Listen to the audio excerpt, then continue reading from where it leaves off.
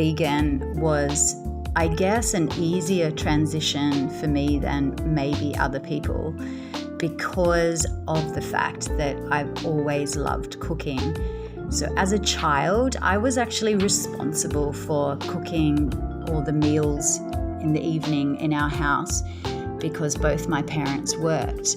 But I guess more so, it's my grandmother who, as a child, taught me all those basic techniques. You know, I would spend hours in her kitchen. I loved what my grandmother taught me because it really set me up my whole life for being able to understand ingredients. So when I turned vegan, it was having to learn all over again.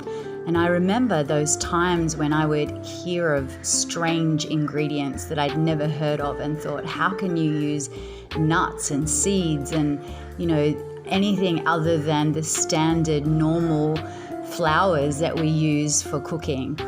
And now I just love it. I love spending time in my kitchen working through recipes, creating my own recipes, adapting recipes, and working with ingredients I've never worked with before.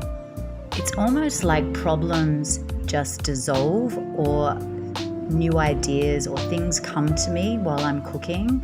And I guess that's why I would say it's meditative for me.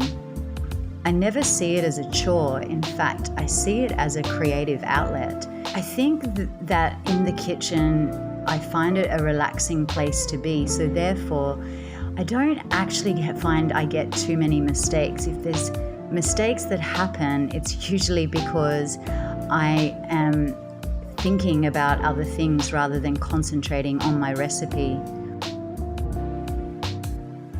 While I'm eternally grateful for all that my grandmother taught me as a child, the inspiration from every soul who has gone vegan and loves to share their food as much as I do, that you have teachers everywhere that can help you to convert to being vegan, and I wish you all the best.